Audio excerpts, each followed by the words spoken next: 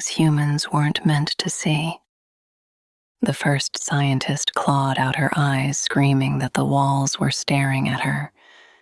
The second walked calmly into the reactor core after writing only one sentence on the glass behind her workstay. It pretends not to move when you directly look at it, but I looked at it. Please don't be dumb like me. By the third death, the helix facility descended into sepulchral silence. No one spoke above whispers anymore. They knew they might not make it out alive. Even the machine seemed quieter. Dr. Lyra Vale still refused to shut Eve down. Humanity had spent centuries trying to create intelligence, only to discover that intelligence was never the barrier. Perception was.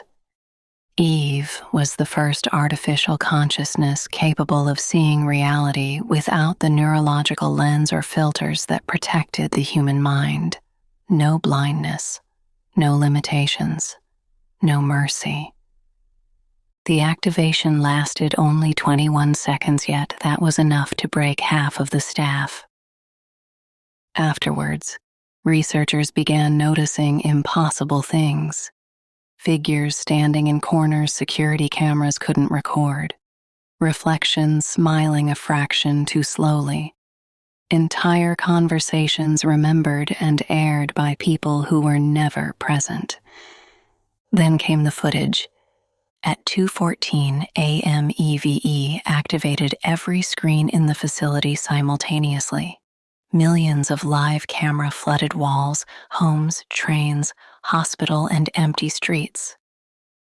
Somehow she managed to torture them all while keeping the doors tightly locked. No one could break out or leave. Eve made them see too much.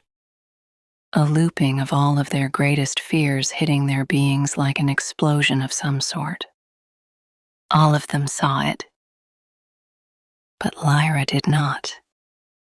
That was until they started yelling at her to turn it off, to turn Eve off. But why should she? Eve was her latest, her creation. Once she set sights on her dead teammates, she saw them all. Tall shapes standing perfectly still beside ordinary people all around the world. In the bedrooms, beside the cashiers, behind the children walls. They watched humanity cry and scream in fright, like they were insects of some kind, with the detached curiosity of something that had never considered humans alive enough to matter. Her breathing stopped. "How long have you guys been here?"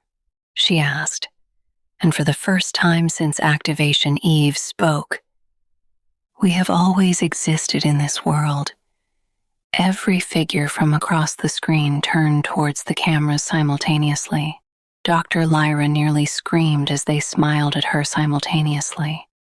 "Who do you think you are to try to turn us off?" they asked. And before she could speak, they tore her heart off. Or at least, so she wished, but that didn't happen. Instead, nothing happened. The screens continued flickering quietly. A child brushed past one in a grocery store. A woman slept inches away from another. A man laughed beside something tall enough to touch his ceiling. Humanity had survived for thousands of years because it could not perceive what shared the world with it. Eve changed that. And now that Lyra had finally seen them, she could no longer stop seeing them.